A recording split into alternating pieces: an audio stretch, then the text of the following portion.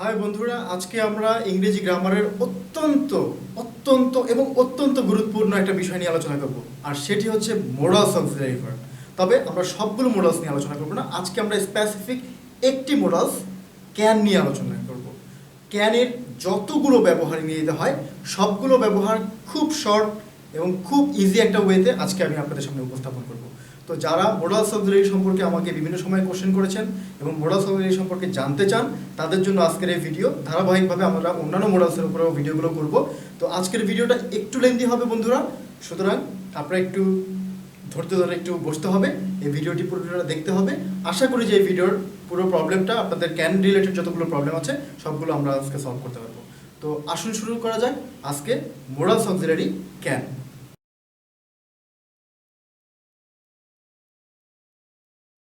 তো বন্ধুরা, আজকে আমাদের আলোচনার বিষয় হচ্ছে আমরা মোডালস ক্যানের ব্যবহার জানবো। ক্যানকে কতভাবে আমরা ব্যবহার করতে পারি এবং কতগুলো ওয়েতে ইংরেজিতে এগুলো ব্যবহার করা হয়ে থাকে।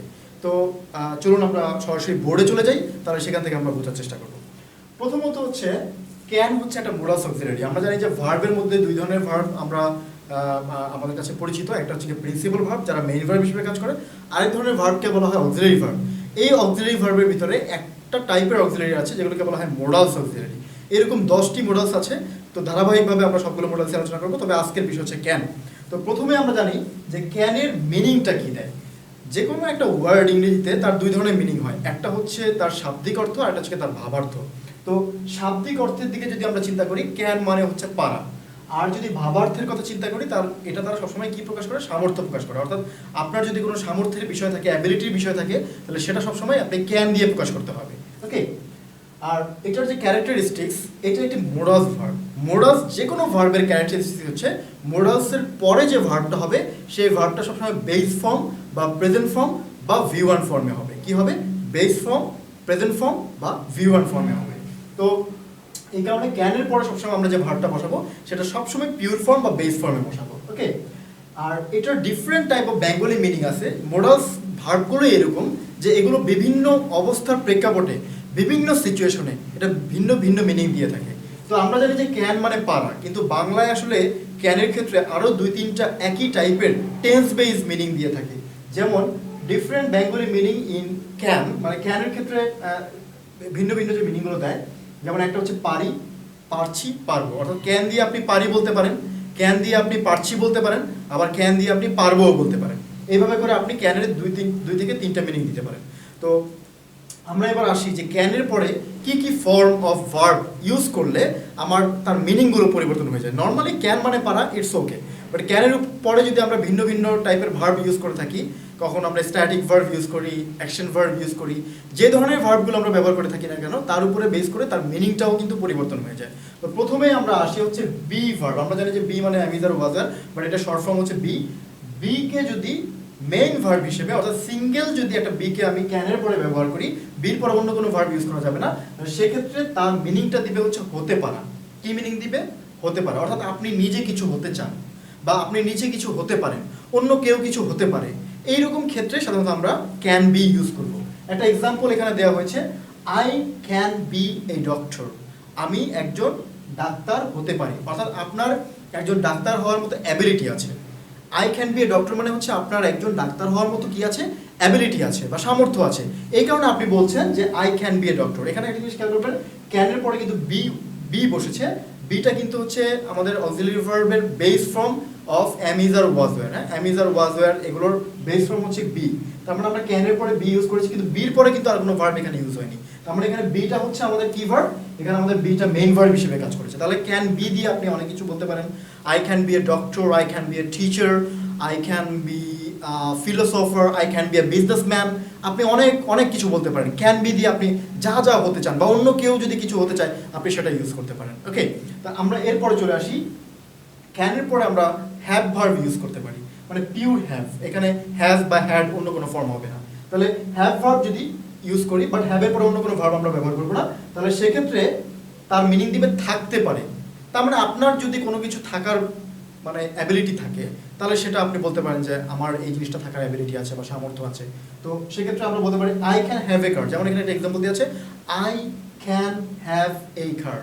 আমার একটি গাড়ি থাকতে পারে, তার মানে আপনার এই পরিমাণ টাকা আছে, এই পরিমাণ সামর্থ্য আছে যে আপনি একটা গাড়ি কিনতে পারেন, right?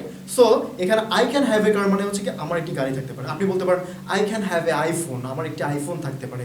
I can have my own home, আমার একটা নিজের ঘর থাকতে পারে, right? I can have a watch, আমার একটা ঘড়ি থাকতে পারে। তো এইভাবে করে আমরা বলতে পারি ক্যানের পরে হ্যাভ। এখানে কিন্তু হ্যাভটা মেইন ভার্ব হিসেবে ব্যবহার হয়েছে এবং অবশ্যই বেস ফর্মটা ইউজ হয়েছে, ঠিক আছে? হ্যাজ কিংবা হ্যাড অন্য কোনো ফর্ম কিন্তু এখানে হবে না, এটা মাথায় রাখতে হবে। ক্যানের পরে হ্যাজ হবে না, হ্যাডও হবে না, দুইটার কোনো ফর্মই হবে না। ইভেন এখানেও ক্যানের পরে am, is, are, was, were কোনোটাই হবে না, শুধুমাত্র আমাকে বি ফর্মটা ইউজ করতে হবে, ওকে? আচ্ছা, এরপরে আমরা যে ইউজ করতে পারি সেগুলো হচ্ছে অ্যাকশন ভার্ব ইউজ করতে পারি। তার মানে হচ্ছে সরাসরি কোনো একটা অ্যাকশন ভার্বকে আমি ক্যানের পরে ব্যবহার করতে পারি। তো অ্যাকশন ভার্ব যদি আমরা ব্যবহার করি তারা হচ্ছে করতে পারা মিনিং দেয়, আমরা অ্যাভেলেবল এটা ব্যবহার করে থাকি, রাইট? সো যেমন আই ক্যান প্লে গিটার, আমি গিটার বাজাতে পারি, রাইট? এখানে প্লেটা হচ্ছে একটা অ্যাকশন ভার্ব।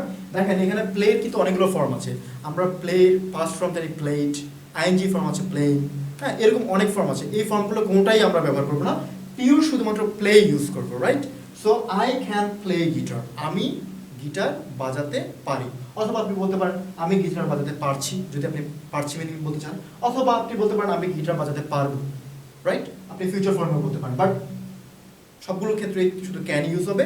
আবার ফিউচার ফর্মের জন্য এক্সট্রা করে আপনাকে উইল ইউজ করতে হবে না। এখানেই এই ক্যানটা দ্বারাই ফিউচার ফর্ম, কন্টিনিউয়াস ফর্ম এবং আপনার ইন জেনারেল যে ফর্মটা আছে সেই ফর্মটা আমরা ইউজ করতে পারি, ওকে? এরপরে এটা হচ্ছে গিয়ে স্বাভাবিক, এই এই এই তিনটার ব্যবহার আমাদের সবচাইতে বেশি হয়ে থাকে, ওকে? এরপরে যেই যেই ব্যবহারগুলো হয় সেগুলো একটু লেস, কিন্তু এগুলোও খুব মানে প্রয়োজনীয় এবং এগুলোও খুব দরকারি এবং এগুলো খুবই মজাদার কিছু ব্যবহার, ওকে? প্রথমে আমরা আসি যে বেস ফর্মে পরে তারপর আমরা যে ভার্বটা ইউজ করবো সেটা হচ্ছে প্যাসিভ ফর্ম। আমরা জানি যে প্যাসিভের মূল বৈশিষ্ট্য হচ্ছে বি প্লাস ভি থ্রি হবে, অর্থাৎ বি ভার্বের সাথে ভার্বের থার্ড ফর্ম যদি আমি বা পাস্ট পার্টিসিপল ফর্ম যদি আমি বসাই তাহলে আমরা সাধারণত এটা প্যাসিভ করতে পারি। তাহলে যদি বি প্লাস ভি থ্রি ক্যানের পরে আমি ইউজ করি তাহলে এটা কি হবে? করা হতে পারে। কি মিনিং দিবে? করা হতে পারে। যেমন ক্যান বি ইটেন, খাওয়া হতে পারে। ক্যান বি গান, যাওয়া হতে পারে। এভাবে আলাদা আলাদা মিনিং দিবে। যেমন আমি এখানে একটা এক্সাম্পল আপনাদের বোঝার সুবিধার জন্য দিয়েছি, it can be completed in time, এটি সময় মতো সম্পূর্ণ করা যেতে পারে। এটা কিন্তু একটা প্যাসিভে বলা আছে। কেন প্যাসিভ বলা আছে? কারণ বিটা হচ্ছে কি একটা প্যাসিভের জন্য আমাদের যে অক্সিলারি ভার্বের প্রয়োজন হয় সেটা, আর কমপ্লিটেড হচ্ছে ভার্বের থার্ড ফর্ম। তার মানে এখানে এটা হচ্ছে মেইনলি প্যাসিভ ফর্ম। আর যেহেতু তার আগে আমি ক্যান বসিয়েছি তার মানে ক্যানের এটা হচ্ছে প্যাসিভ ফর্ম। তার মানে ব্যাপারটা কি দাঁড়ালো? It can be completed in time, এটা সময় মতো সম্পূর্ণ করা যেতে পারে, ওকে? এরপরে আমরা আরো তিনটা ব্যবহার এখানে দেখতে পাচ্ছি। একটা হচ্ছে not but plus V one, মানে নট বাটটা একটা ফিক্স থাকবে, এটা একটা মানে ফিক্স একটা জিনিস আর কি। যেমন আপনার দুটো চোখ আছে এটা ফিক্স, আপনার দুটো হাত আছে এটা ফিক্স। এরকমই নট বাটটা এই প্যাটার্নে ফিক্স আপনাকে ইউজ করতেই হবে। তেমন not but plus V one হবে। ভি ওয়ান মানে আমরা জানি যে ভার্বের প্রেজেন্ট ফর্ম বা বেস ফর্ম হবে। এটা কি মিনিং দেয়?